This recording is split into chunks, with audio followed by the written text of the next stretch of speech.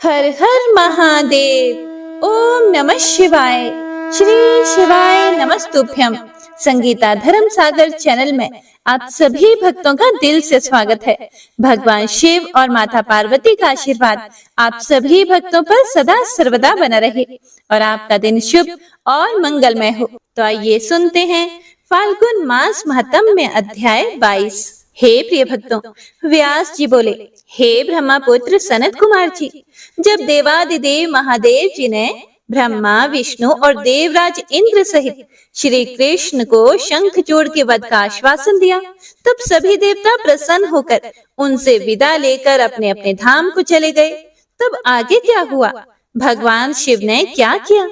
व्यास जी का प्रश्न सुनकर सनत कुमार जी बोले, हे महामुने, भगवान शिव के आश्वासन देने पर कि वे असुर राज शंखचूड़ का वध करेंगे, सभी देवता अपने अपने स्थान को चले गए। तब भगवान शिव ने विचार किया कि अब क्या किया जाना चाहिए।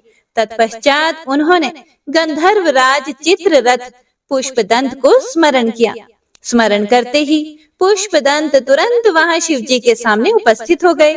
पुष्पदंत ने हाथ जोड़कर महादेव जी को प्रणाम किया और उनकी खूब स्तुति की। उसके बाद पुष्पदंत हाथ जोड़कर बोले, हे देवाधिदेव, हे कृपा निधान, मेरे लिए क्या आज्ञा है? मैं आपकी आज्ञा शिरोधार्य करके उसे यथाशीघ्र ही पूरा करूंगा। यह सुनकर भगवान शिव ने पुष्पदंत को अपना दूत बनाकर शंखचूड़ के पास भेजा।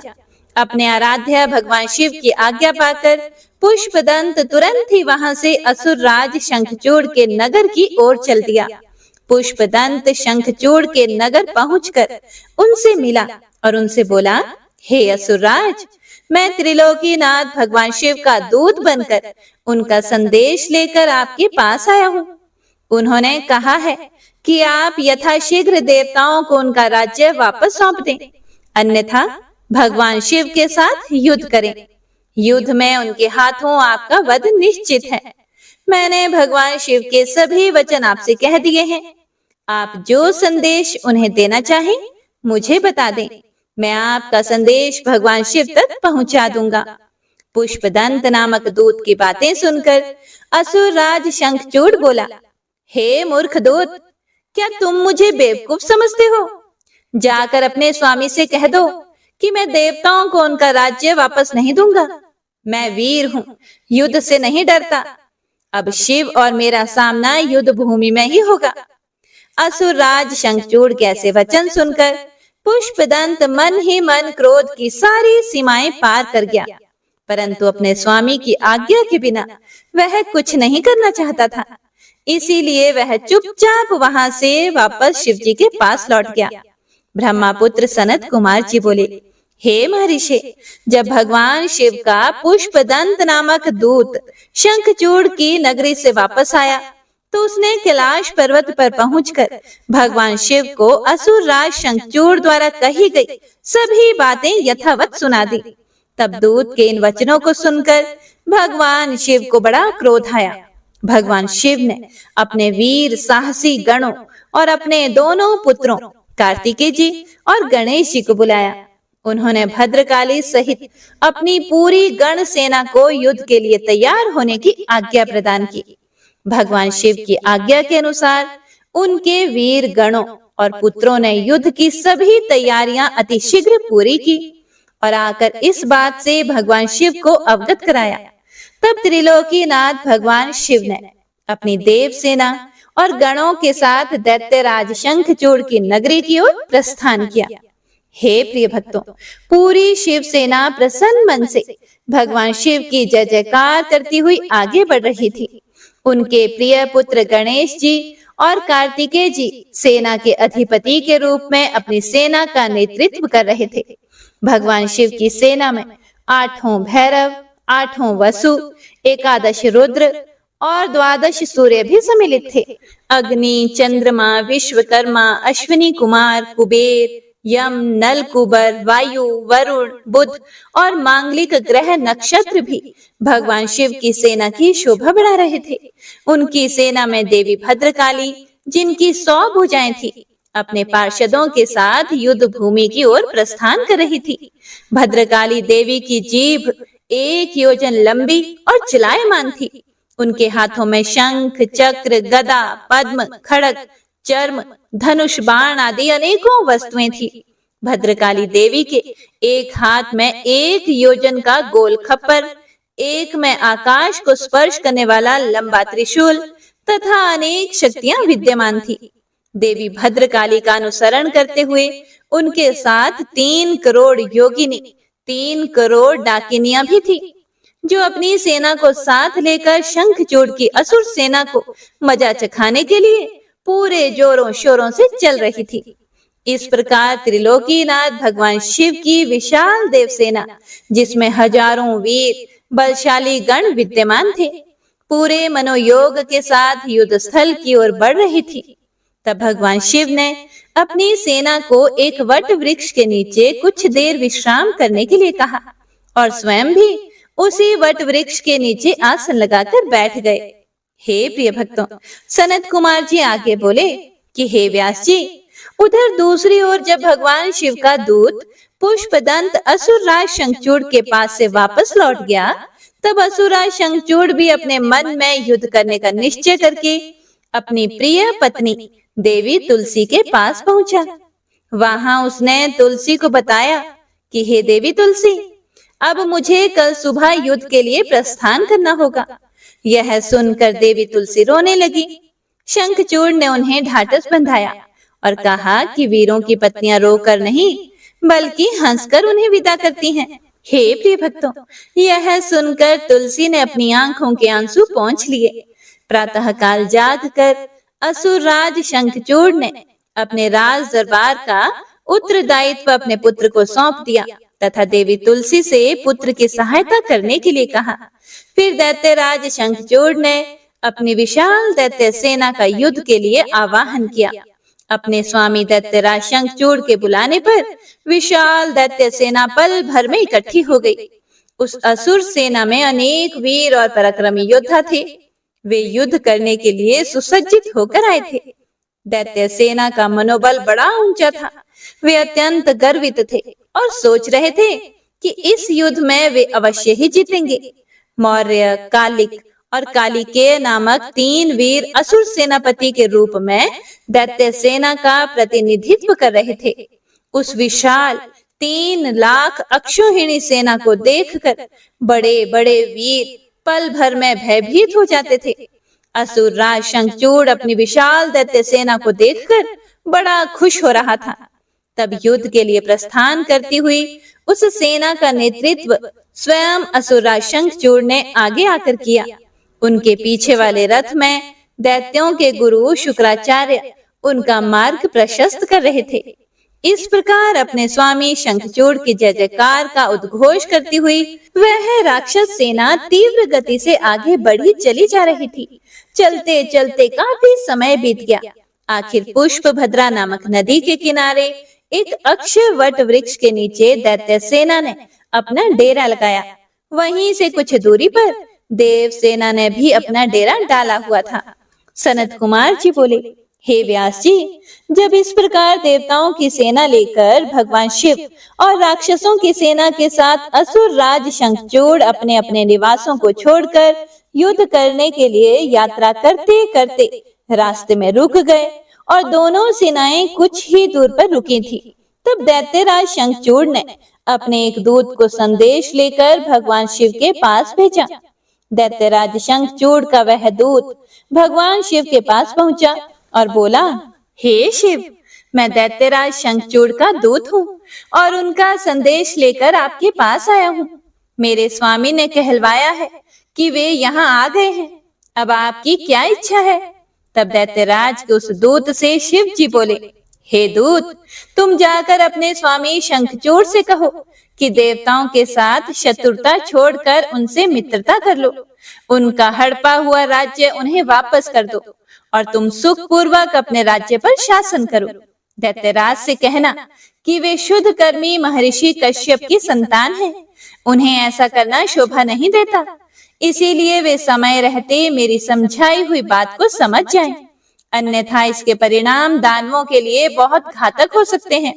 भगवान शिव के इस प्रकार के वचन सुनकर वह दूत पुनः बोला, हे देवाधिदेव, हालांकि आपकी बातों में कुछ सच्चाई है, परंतु क्या हमेशा हर बात में असुर ही गलत होते हैं? देवता हमेशा सही होते हैं, उनकी कभी कोई गलती नहीं होती। आपके अनुसार सारे दोष असुरों में हैं, जबकि वास्तविकता में ऐसा बिल्कुल भी नहीं है। दोष केवल असुरों में ही नहीं, देवताओं में भी हैं। मैं उनका पक्ष लेने वाले आपसे पूछता हूँ कि मधु और कैटभ नामक दैत्यों के सिरों को किसने काटा? त्रिपुरों को युद्ध करने के पश्चात क्यों भस्म कर दिया गया? आप सदा से ही देवताओं और दानवों में पक्षपात करते आए हैं। आप देवताओं का ही कल्याण करते हैं, जबकि ईश्वर होने के नाते आप देवताओं और असुरों दोनों के लिए ही आराध्य हैं। इसीलिए आपको किसी एक के संबंध में नहीं, बल्कि दोनों के हितों को ध्यान में रखना चाहिए। शंखचूड़ के दूत के वचनों को सुनकर कल्याणकारी भगवान शिव बोले कि हे दूत, तुम्हारी यह बात पूरी तरह से गलत है। मैं देवताओं और दानवों में कभी भी कोई भेद नहीं करता। मैं तो सदा से ही अपने भक्तों के अधीन हूँ। मैं सदैव अपने भक्तों का कल्याण करता हूँ और उनके अभीष्ट कार्यों की सिद्धि करता हूँ। मुझे देवताओं पर आए संकट को दूर करना है, इसीलिए मुझे असुरों से युद्ध करना ही होगा। तुम जाकर इस बात को असुर राज शंखचूड़ को बता दो। यह कहकर भगवान शिव मौन हो गए और वह दूत अपने स्वामी शंखचूड़ के पास चला गया। व्यास जी ने सनत कुमार जी से पूछा, हे ब्रह्मपुत्र, जब भगवान शिव का संदेश लेकर दैत्यराज शंखचूड़ का वह दूत वापस अपने स्वामी शंखचूड़ के पास चला गया, तब क्या हुआ? उस दूत ने शंखचूड़ से क्या कहा? और उस दूत से सारी बातें जानने के बाद दैत्यराज शंखचूड़ ने क्या कहा? हे महर्षि, कृपा करके इस संबंध में भी मुझे सविस्तार बताइए। व्यास जी के प्रश्न को सुनकर सनत कुमार जी बोले, हे महामुने, उस दूत ने अपने स्वामी शंखचूड़ के पास जाकर उसे भगवान शिव से हुई सारी बातें बता दी। शिव जी की कही बातें सुनकर शंखचूड़ और अधिक क्रोधित हो उठा और उसने अपनी विशाल दैत्य सेना को तुरंत युद्ध के लिए चलने की आज्ञा प्रदान की। और दूसरी ओर भगवान शिव ने भी अपने गणों और देवताओं को युद्ध भूमि की ओर प्रस्थान करने के लिए कहा। देवताओं और दानवों दोनों की सेनाएं पूरे जोश और साहस के साथ लड़ने हेतु तत्पर होकर आगे बढ़ने लगी। दानवों की सेना में सबसे आगे शंखचूड़ था और दूसरी ओर देवसेना में त्रिलोकीनाथ भगवान शिव सबसे आगे चल रहे थे। दोनों सेनाएं अपने स्वामियों के जय घोष के साथ आगे बढ़ रही थी। उस समय चारों ओर रणभेरियां बजने लगी थी। कुछ ही समय पश्चात देवता और दैत्य आमने सामने थे। एक दूसरे को अपना घोर शत्रु समझकर दोनों एक दूसरे पर टूट पड़े। भयानक युद्ध होने लगा। हर ओर मार काट, चीख पुकार मची हुई थी। युद्ध का दृश्य अत्यंत हृदय विदारक था। भगवान श्री हरि विष्णु के साथ दंभ, कलासुर के साथ कालका, गोकर्ण के साथ हुताशन तो कालंबिक के साथ वरुण देव का युद्ध होने लगा। सब युद्ध करने में मगन थे, परंतु भगवान शिव तथा देवी भद्रकाली अभी तक ऐसे ही बैठे थे। उन्होंने युद्ध करना अभी शुरू नहीं किया था। और उधर दैत्यराज शंखचूड़ भी युद्ध का दृश्य देख रहा था। उस समय युद्ध अपने चरम पर था। दोनों सेनाएं घमासान युद्ध कर रही थी। सभी बड़ी वीरता से लड़ रहे थे और युद्ध में अनेक प्रकार के आयुधों का प्रयोग कर रहे थे। और कुछ ही देर में पृथ्वी कटे मरे और घायल योद्धाओं से पट गई। सनत कुमार जी बोले, हे व्यास जी, इस प्रकार देवताओं और दानवों में बड़ा भयानक विनाशकारी युद्ध चल रहा था। धीरे धीरे दानव देवताओं पर भारी पड़ने लगे। तब देवता अत्यंत भयभीत होकर अपनी रक्षा के लिए इधर उधर भागने लगे। कुछ देवता भागकर देवाधिदेव भगवान शिव की शरण में गए। तब वे देवता बोले कि हे प्रभु, हमारी रक्षा करें। असुर सेना परास्त होने के बजाय हम पर हावी होती जा रही है। यदि जल्दी ही कुछ नहीं किया गया तो हम अवश्य ही हार जाएंगे। देवताओं के ऐसे वचन सुनकर भगवान शिव को बड़ा क्रोध आया। वह उठकर खड़े हो गए और स्वयं युद्ध करने के लिए आगे बढ़े। युद्ध स्थल में पहुंचते ही उन्होंने असुरों की अक्षौहिणी सेना का नाश कर दिया। देवी भद्रकाली भी अनेक दैत्यों को मार मार कर उनका रक्त पीने लगी। इस प्रकार असुरों को युद्ध में कमजोर पड़ता देखकर देवताओं में एक नई जान आ गई। जो देवता इधर उधर अपने प्राणों की रक्षा के लिए भाग गए थे, वे भी आकर फिर से युद्ध करने लगे। और उधर भद्रकाली देवी क्रोध से भरकर दैत्यों को पकड़ पकड़ कर अपने मुख में डालने लगी। स्कंद ने अपने बाणों से करोड़ों दानवों को मौत के घाट उतार दिया। यह देखकर असुर सेना भयभीत होकर अपने प्राणों की रक्षा करने के लिए इधर उधर भागने लगी। असुर सेना को इस प्रकार तितर बितर होता देखकर दानव राज शंखचूड़ क्रोधित होकर स्वयं युद्ध में कूद पड़ा। उसने अपने हाथों में धनुष बाण उठाया और भयानक बाणों की वर्षा करना शुरू कर दिया। और देखते ही देखते शंखचूड़ ने देव सेना के अनेकों सैनिकों का संहार कर दिया। यह देखकर स्कंद देव आगे बढ़े और शंखचूड़ को ललकारने लगे। शंखचूड़ ने क्रोधित होकर स्कंद पर पलटकर वार कर दिया। उसने स्कंद का धनुष काट दिया और पूरी शक्ति से स्कंद की छाती पर प्रहार किया और फल स्वरूप स्कंद मूर्छित होकर जमीन पर गिर पड़े। कुछ ही देर बाद स्कंद उठकर खड़े हो गए और उन्होंने अपने बाण से शंखचूड़ के रथ में छेद कर दिया। यही नहीं, स्कंद ने शंखचूड़ का कवच, किरीट आदि कुंडल भी गिरा दिए। उसके बाद उसने एक भयानक विष बुझी शक्ति से शंखचूड़ पर प्रहार किया। इस प्रहार से शंखचूड़ मूर्छित होकर धरती पर गिर पड़ा और काफी समय तक ऐसे ही पड़ा रहा। कुछ समय के बाद वह ठीक होकर फिर से युद्ध करने लगा। इस बार उसने भगवान शिव के पुत्र कार्तिकेय को अपना निशाना बनाया और उस पर भयानक शक्ति का प्रहार किया, जिससे कार्तिकेय बेहोश होकर जमीन पर गिर पड़े। तब कार्तिकेय को इस प्रकार धरती पर बेहोश पड़ा हुआ देखकर देवी भद्रकाली उन्हें गोद में उठा लाई। उनकी दशा देखकर भगवान शिव ने उन पर अपने कमंडल का जल छिड़का। जल छिड़कते ही कार्तिकेय जी फौरन उठ बैठे और पुनः युद्ध करने के लिए चल दिए। और दूसरी ओर वीरभद्र और शंखचूड़ का भयानक युद्ध चल रहा था। यह कह पाना कठिन था कि दोनों में से कौन अधिक वीर और बलशाली है। एक दूसरे पर वे बड़े शक्तिशाली ढंग से प्रहार कर रहे थे। देवी भद्रकाली भी फिर से युद्ध में आकर दानवों का भक्षण करने लगी। हे प्रिय भक्तों, सनत कुमार जी बोले, हे व्यास जी, देवी भद्रकाली ने युद्ध भूमि में जाकर भयंकर सिंहनाद किया, जिससे डरकर अनेकों दानव मूर्छित होकर धरती पर गिर पड़े। भद्रकाली ने अपने तेज और नुकीले दांतों से दानवों का रक्त चूसना शुरू कर दिया और यह देखकर युद्धरत दानव भय से आतंकित हो उठे। वे डर कर इधर उधर भागने लगे। यह देखकर दानव राज शंखचूड़ दौड़कर देवी भद्रकाली से युद्ध करने के लिए आगे आया। शंखचूड़ को सामने खड़ा देखकर भद्रकाली ने प्रलय अग्नि के समान भयंकर बाणों की वर्षा करना शुरू कर दिया, परंतु शंखचूड़ ने वैष्णव नामक अस्त्र से उस वर्षा को शांत कर दिया। देवी भद्रकाली ने उसके जवाब में नारायण अस्त्र चलाया, परंतु शंखचूड़ हाथ जोड़कर उस अस्त्र को प्रणाम करने लगा, जिससे वह नारायण अस्त्र वहीं पर शांत हो गया। दैत्यराज शंखचूड़ अपने भयानक बाणों से देवी पर प्रहार करता और देवी उन असंख्य बाणों को अपनी विकराल दाढ़ों से चबा जाती। इस प्रकार देवी और शंखचूड़ में भयानक संग्राम होने लगा।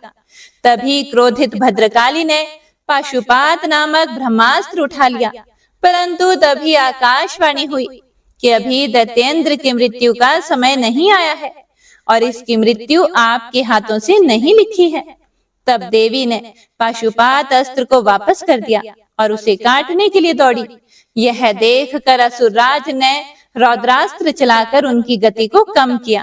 तब भद्रकाली ने असुरराज द्वारा प्रयोग की गई सारी शक्तियों को तहस नहस कर दिया और आगे बढ़कर शंखचूड़ की छाती पर अपने मुक्के का जोरदार प्रहार किया।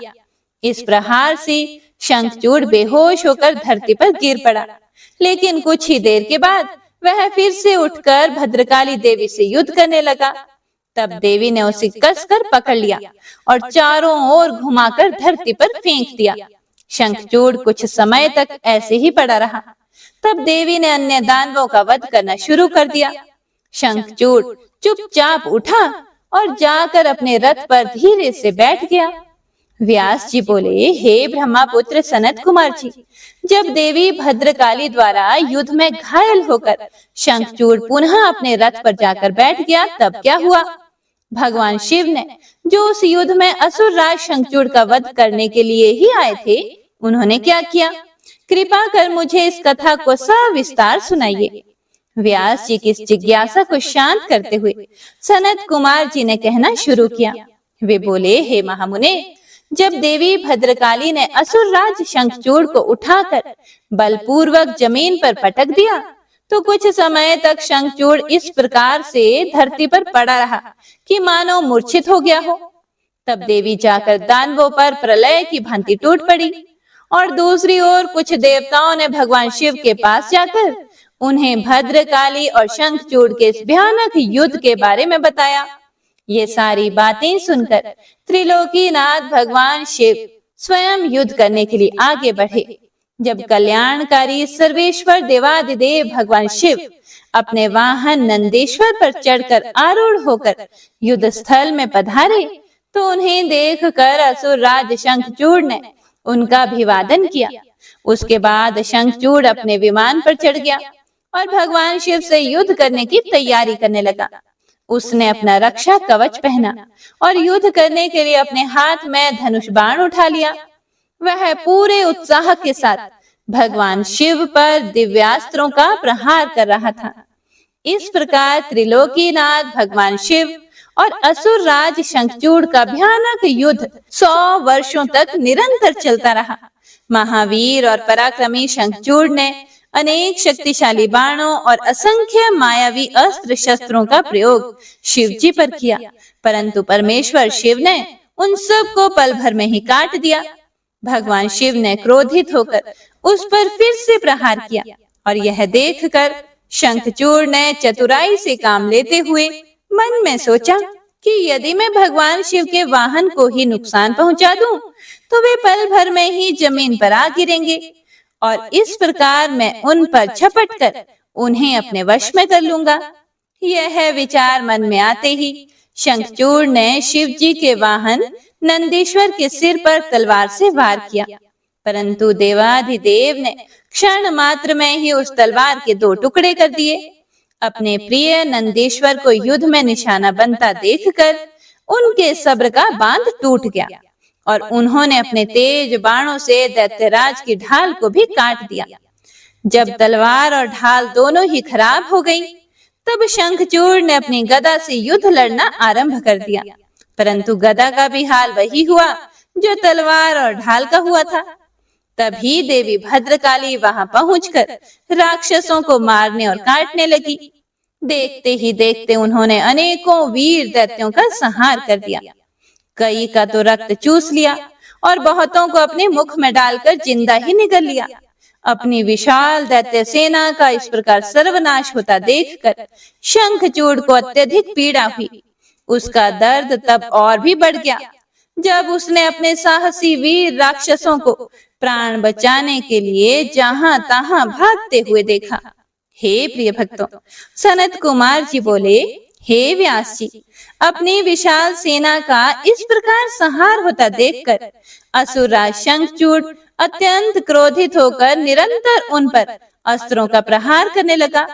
उसके बाद उसने अपनी माया का प्रयोग करते हुए सभी देवताओं सहित देवाधिदेव महादेव को भयभीत करने का प्रयास किया, परंतु इस जगत के स्वामी को इस प्रकार भला कोई डरा सकता है क्या? देवादिदेव महादेव जी उसकी माया से तनिक भी भयभीत नहीं हुए और उन्होंने शंखचूड़ पर अनेक दिव्य शक्तियों से प्रहार किया, जिनके फलस्वरूप शंखचूड़ की माया पल भर में ही विलुप्त हो गई। क्रोधित महादेव जी ने दैत्येंद्र का वध करने के लिए अपने हाथ में त्रिशूल उठा लिया और जैसे ही त्रिशूल का प्रहार करने आगे बढ़े, तभी उन्हें एक आकाशवाणी सुनाई दी, जो कि सिर्फ शिव जी के लिए ही थी। आकाशवाणी बोली, हे कल्याणकारी शिव, आप तो सर्वेश्वर हैं, इस जगत के स्वामी हैं। आपकी आज्ञा के बिना तो इस जगत में कुछ हो ही नहीं सकता। हे भगवान, आप इस तुच्छ राक्षस का वध करने के लिए त्रिशूल का प्रयोग क्यों कर रहे हैं? इसे मारना आपके लिए बहुत ही आसान है। भगवान, आप तो सब वेदों के परम ज्ञाता हैं तथा सब कुछ जानते हैं। जब तक शंखचूड़ के पास भगवान विष्णु का कवच और पतिव्रता स्त्री है, तब तक शास्त्रों के अनुसार यह अवध्य है। आकाशवाणी सुनते ही भगवान शिव ने अपने त्रिशूल को तुरंत ही रोक दिया और मन में भगवान श्री हरि विष्णु का स्मरण किया। भगवान श्री हरि विष्णु अगले ही क्षण हाथ जोड़े उनके सामने उपस्थित हो गए। तब भगवान शिव ने विष्णु जी को इस संकट को दूर करने का आदेश दिया। भगवान विष्णु ने तुरंत एक ब्राह्मण का वेश धारण किया और भिक्षा मांगने के लिए दैत्यराज शंखचूड़ के पास पहुंच गए। वहां पहुंचकर विष्णु जी ने भिक्षा मांगी। तब शंखचूड़ ने पूछा, हे ब्राह्मण देव, आपको क्या चाहिए? मैं अवश्य ही आपको दूंगा, परंतु पहले यह बताइए तो सही कि आप क्या चाहते हैं। तब ब्राह्मण का रूप धारण किए हुए विष्णु भगवान बोले कि पहले प्रतिज्ञा करो कि मैं जो मांगूंगा तुम मुझे वही दोगे। इस प्रकार जब शंखचूड़ ने ब्राह्मण को उसकी इच्छित वस्तु देने का वचन दे दिया, तब विष्णु जी ने उससे उसका कवच मांग लिया। कवच लेने के बाद वे ब्राह्मण के रूप में ही दैत्यराज की पत्नी देवी तुलसी के पास गए। मायावी विष्णु जी देवताओं के कार्य को पूरा करने के लिए देवी तुलसी के साथ भक्ति पूर्वक विहार करने लगे। और दूसरी ओर जब भगवान शिव को अपनी दिव्य अलौकिक शक्ति द्वारा इस बात का ज्ञान हुआ कि शंखचूड़ की रक्षा करने वाला कवच और उसकी पतिव्रता स्त्री की शक्ति अब उसके साथ नहीं रही, तो तुरंत ही उन्होंने अपना विजय नामक त्रिशूल उठा लिया और पूरी शक्ति से उस त्रिशूल का प्रहार दैत्यराज पर किया। हे प्रिय भक्तों, उस दिव्य त्रिशूल के प्रहार से पल भर में ही शंखचूड़ के प्राण पखेरु उड़ गए। दैत्यराज शंखचूड़ के मरते ही आकाश में दुंदुभिया बजने लगी, चारों दिशाओं में मंगल गान होने लगा और भगवान शिव पर आकाश से फूलों की वर्षा होने लगी। वहां उपस्थित सभी देवता भगवान शिव की स्तुति करने लगे और उनको धन्यवाद कहने लगे। असुरराज शंखचूड़ भी भगवान शिव के हाथों मृत्यु को प्राप्त होकर अपने शाप से मुक्त हो गया।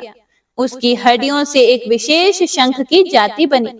उस शंख में रखा गया जल अत्यंत शुद्ध माना जाता है और उसका प्रयोग देवताओं पर जल चढ़ाने के लिए तथा घरों को शुद्ध करने के लिए किया जाता है। वह जल देवी लक्ष्मी और श्री हरि विष्णु को बहुत प्रिय है, परंतु इस जल को भगवान शिव की पूजा में प्रयोग नहीं किया जाता। इस प्रकार दैत्यराज शंखचूड़ के वध के बाद कल्याणकारी भगवान शिव प्रसन्नता पूर्वक नंदीश्वर पर आरूढ़ होकर देवी भद्रकाली, कुमार कार्तिकेय और गणेश सहित अपने अनेकों गणों को साथ लेकर पुनः अपने निवास स्थान कैलाश पर्वत की ओर चल दिए। उसके बाद अन्य देवता भी प्रसन्न हृदय से अपने लोकों को चले गए। हे प्रिय भक्तों, व्यास जी बोले कि हे सनत कुमार जी, भगवान विष्णु ने पतिव्रता तुलसी को किस प्रकार अपने अधीन कर लिया, किस प्रकार पतिव्रता धर्म का पालन करने वाली देवी तुलसी एकाएक धर्म से विमुख होकर अधर्म का आचरण करने लगी, कृपा कर इस कथा को भी मुझे बताइए। व्यास जी के प्रश्न को सुनकर सनत कुमार जी बोले, हे महामुने, देवताओं के हित का सदा ही ध्यान रखने वाले भगवान विष्णु ने अपने आराध्य भगवान शिव की आज्ञा पाकर उनके द्वारा बताए गए कार्यों को पूर्ण करना अपना ध्येय माना। तब तुरंत ही वे ब्राह्मण वेश धरकर शंखचूड़ से उसका कवच ले आए और उसके बाद वे अति शीघ्र दैत्यराज शंखचूड़ के नगर की ओर चल दिए। भगवान विष्णु ने दैत्येंद्र के नगर के समीप पहुंचने से पहले ही अपना रूप बदल लिया। उन्होंने शंखचूड़ का रूप धारण कर लिया। फिर वे देवी तुलसी के पास पहुंचे। अपने पति शंखचूड़ को सामने पाकर देवी तुलसी फूली नहीं समाई। वह उनके गले से लग गई। उनकी आंखों से अश्रुधारा बही जा रही थी। उसने अपने स्वामी को सिंहासन पर बिठाकर उनके चरणों को धोया और युद्ध का समाचार पूछा। शंखचूड़ का रूप धारण किए हुए भगवान विष्णु बोले कि हे प्रिय, युद्ध के बीच में ही ब्रह्मा जी ने मेरे और भगवान शिव के बीच संधि करा दी, इसीलिए मैं वापस आ गया हूँ। भगवान शिव भी वापस कैलाश पर्वत पर चले गए हैं। यह कहकर उन्होंने देवी तुलसी की जिज्ञासा को शांत कर दिया और उसके बाद शंखचूड़ बने भगवान विष्णु तुलसी के साथ आनंद पूर्वक रमण करने लगे। परंतु झूठ की हांडी रोज नहीं चढ़ती। एक दिन देवी तुलसी को ज्ञात हुआ कि उसके साथ रमण करने वाला पुरुष उसका पति शंखचूड़ नहीं बल्कि कोई और है, और यह पता चलते ही देवी तुलसी आत्मग्लानि से भर उठी। उन्हें स्वयं से घृणा होने लगी। वह क्रोध से वेश बदले श्री हरि विष्णु पर फट पड़ी। उन्होंने श्री हरि विष्णु से पूछा, तू कौन है? मुझे सच सच बता, क्यों तूने मुझ जैसे पतिव्रता स्त्री का पतिव्रत धर्म नष्ट कर दिया? मैं तुझे नहीं छोड़ूंगी। ये वचन सुनकर विष्णु भगवान ने भयभीत होकर अपने स्थान पर अपनी एक मूर्ति बना दी ताकि देवी तुलसी उनके विषय में कुछ न जान पाए। परंतु तुलसी ने उनके पद चिन्हों से विष्णु जी को पहचान लिया। तब गुस्से से उन्होंने भगवान विष्णु को शाप देते हुए कहा, हे विष्णु, लोग तुम्हें भगवान मानकर तुम्हारी पूजा करते हैं, पर वास्तव में तुम पूजा के योग्य नहीं हो। तुम तो सिर्फ पत्थर हो। तुम्हारे मन में दया भाव नाम की कोई वस्तु नहीं है। तुमने मेरे सतीत्व को भंग किया है और मेरे पति शंखचूड़ को मार डाला है। इसीलिए मैं तुम्हें शाप देती हूँ कि तुम आज अभी से पत्थर के हो जाओगे। यह कहकर देवी तुलसी अत्यंत दुखी मन से रोने लगी। देवी तुलसी का दिया शाप सुनकर भगवान विष्णु भी दुखी हुए और भगवान शिव का स्मरण करने लगे। विष्णु जी की पुकार सुनकर भक्त वत्सल भगवान शिव वहां प्रकट हो गए। उन्हें देखकर देवी तुलसी और विष्णु जी ने हाथ जोड़कर प्रणाम किया। तब वे देवी तुलसी को समझाने लगे। उन्होंने तुलसी को समझाया कि देवी तुलसी, यह तो पूर्व निश्चित था। शंखचूड़ को मिले शाप के फलस्वरूप उसका जन्म दानव कुल में हुआ और इसी कारण उसे मेरे हाथों मृत्यु प्राप्त हुई है। हे देवी, तुम्हारी मनोस्थिति में समझ सकता हूँ, परंतु यह संसार तो नश्वर है। इसीलिए तुम अपने द्वारा की गई तपस्या का फल लो और इस शरीर को त्याग दो। मेरे आशीर्वाद के फलस्वरूप तुम्हें दिव्य देह की प्राप्ति होगी। तुम्हारी श्रीहरि में विशेष प्रीति होगी।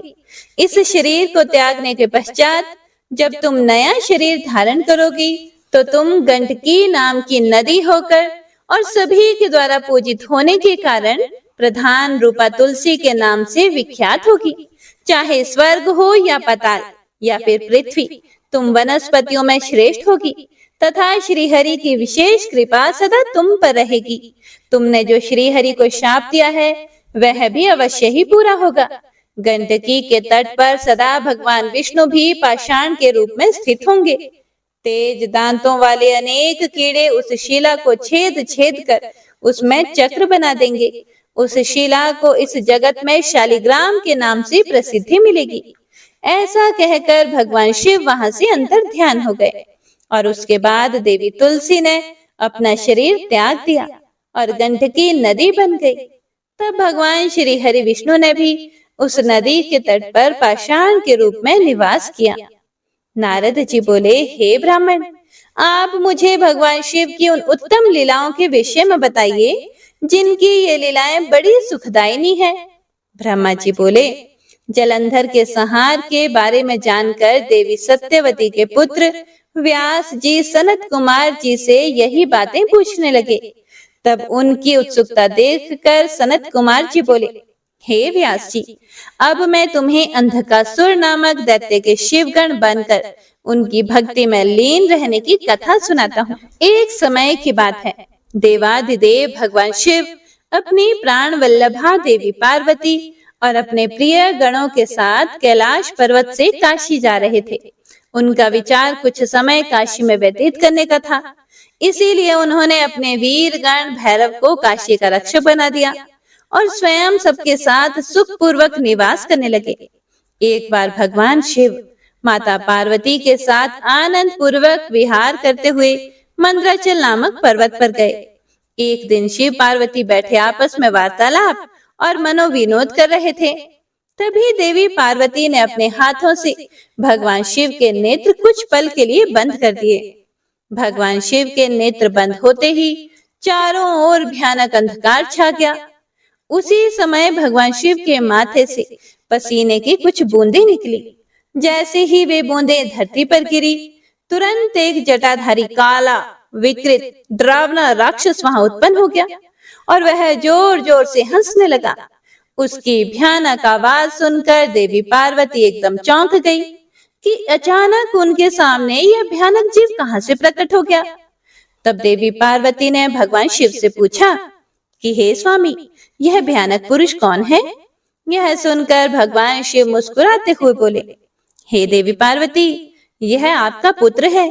जब आपने मेरी आंखें बंद की, उस समय मेरे माथे से कुछ पसीने की बूंदें गिरी, उसी से यह प्रकट हुआ है।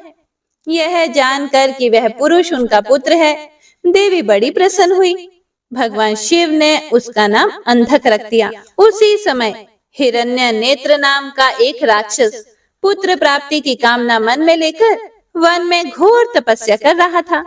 उसकी तपस्या से प्रसन्न होकर भगवान शिव उसे वरदान देने के लिए गए। उसने भगवान शिव से एक बलवान और वीर पुत्र की प्राप्ति की इच्छा प्रकट की। भगवान शिव ने कहा, हे हिरण्य नेत्र, मेरा पुत्र अंधक बड़ा ही वीर और बलवान है। तुम चाहो तो मैं उसे सौंप सकता हूँ। भगवान शिव के पुत्र को अपना पुत्र बनाने के लिए वह राक्षस व्यग्र हो उठा। उस पुत्र को प्राप्त करके हिरण्य नेत्र बड़ा प्रसन्न हुआ और उसे गले से लगा लिया। भगवान शिव पुत्र अंधक को हिरण्य नेत्र को सौंपकर अपने धाम को चले गए। हिरण्य नेत्र अपने प्रिय पुत्र अंधक को साथ लेकर अपने घर लौट आया और उसको बहुत लाड प्यार से पालने लगा। उसके बाद हिरण्य नेत्र ने, जिसे हिरण्याक्ष भी कहा जाता था, पृथ्वी लोक और पाताल लोक के राज्यों को जीतकर अपने राज्य में मिला दिया। दैत्यों के राजा उस हिरण्याक्ष के आतंक से तीनों लोग कांपने लगे। यहाँ तक कि देवता भी व्याकुल और भयभीत हो गए। उन्होंने भगवान विष्णु को वाराह रूप धारण करके पाताल लोक भेजा। क्रोधित श्री हरि ने हिरण्याक्ष का वध सुदर्शन चक्र से कर दिया। तत्पश्चात अंधक का राज्याभिषेक करवाया। सभी देवता भय मुक्त होकर बड़े प्रसन्न हुए और भगवान विष्णु की जय जयकार करने लगे। भगवान श्री हरि विष्णु आशीर्वाद देकर अपने वैकुंठ धाम को चले गए। अपने भाई हिरण्याक्ष के वध का समाचार पाकर उसका भाई हिरण्यकश्यपु क्रोधित हो उठा और उसने भगवान विष्णु से वैर बांध लिया। श्री शिवाय नमस्तुभ्यम। तो हे प्रिय भक्तों, आज की कथा में बस इतना ही। इससे आगे का वृतांत आप सभी भक्तजन अगले अध्याय में जरूर सुनिएगा। तो आइए अब सुनते हैं शिव चालीसा। जय गणेश गिरिजा सुवन, मंगल मूल सुजान, कहत अयोध्या दास तुम, देहु अभय वरदान। जय गिरिजापति दीन दयाला, सदा करत संतन प्रतिपाला। भाल चंद्रमा सोहत नीके, कानन कुंडल नागफनी के। अंग गौर शीर गंग बहाए, मुंड माल तन चार लगाए। वस्त्र खाल बागंबर सोहे, छवि को देखी नागमन मोहे। मैना मातु की हवे दुलारी, बाम अंग सोहत छवि न्यारी। कर त्रिशूल सोहत छवि भारी, करत सदा शत्रुन क्षयकारी। नंदी गणेश सोहे तह कैसे, सागर मध्य कमल है जैसे। कार्तिक श्याम और गण राव, या छवि को कही जात न काऊ। देवन जब ही जाए पुकारा, तभी दुख प्रभु आप निवारा। किया उपद्रव तारक भारी, देवन सब मिली तुम ही जुहारी। तुरत षडानन आप पठायो, लव निमेष महामारी गिरायो। आप जलंधर असुर सहारा, सुयश तुम्हार विदित संसारा। त्रिपुरासुर सन युद्ध मचाई, सब ही कृपा कर लीन बचाई। किया तप ही भागीरथ भारी, पूरब प्रतिज्ञा तासु पुरारी, दानिन मह तुम सम कोई नाही, सेवक स्तुति करत सदाही। वेद नाम महिमा तब गाई, अकथ अनादि भेद नहीं पाई। प्रकटी उधती मंथन में ज्वाला, जरत सुरासुर भय विहाला। किन्हीं दया तह करी सहाय, नीलकंठ तब नाम कहाई। पूजन रामचंद्र जब किन्हा, जीत के लंका विभीषण दिन्हा। सहस कमल में हो रहे धारी, किन्ह परीक्षा तभी पुरारी। एक कमल प्रभु राखे जोई, कमल नयन पूजन चह सोई। कठिन भक्ति देखी प्रभु शंकर, भय प्रसन्न दिए इच्छित वर। जय जय जय अनंत अविनाशी, करत कृपा सबके घटवासी। दुष्ट सकल नित मोहि सतावे, भ्रमत रहूं मोहि चैन न आवे। त्राहि त्राहि मैं नाथ पुकारो, यही अवसर मोहि आन उबारो। लई त्रिशूल शत्रुन को मारो, संकट से मोहि आन उबारो। मात पिता भ्राता सब होई, संकट में पूछत नहीं कोई। स्वामी एक है आस तुम्हारी, आए हरहु मम संकट भारी। धन निर्धन को देत सदाही, जो कोई जांचे सो फल पाही। स्तुति के ही विधि करें तुम्हारी, क्षमु नाथ अब चूक हमारी। शंकर हो संकट के नाशन, मंगल कारण विघ्न विनाशन। योगी यति मुनि ध्यान लगावे, शारद नारद शीश नवावे। नमो नमो जय नमः शिवाय, सुर ब्रह्मादिक पार न पाए। जो यह पाठ करे मन लाए, तापर होत है शंभु सहाय। ऋणिया जो कोई हो अधिकारी, पाठ करे सो पावन हारी। पुत्रहीन कर इच्छा जोई, निश्चय शिव प्रसाद ते ही होई। पंडित त्रयोदशी को लावे, ध्यान पूर्वक होम करावे। त्रयोदशी व्रत करे हमेशा, ताके तन नहीं रहे कलेशा। धूप दीप नैवेद्य चढ़ावे, शंकर सम्मुख पाठ सुनावे। जन्म जन्म के पाप नसावे, अंत धाम शिवपुर में पावे। कहे अयोध्या दास आस तुम्हारी, जानी सकल दुख हरहु हमारी। नित नेम कर प्रातः ही, पाठ करो चालीसा। तुम मेरी मनोकामना, पूर्ण करो जगदीश। मगसर छठी हेमंत ऋतु, संवत 64 जान।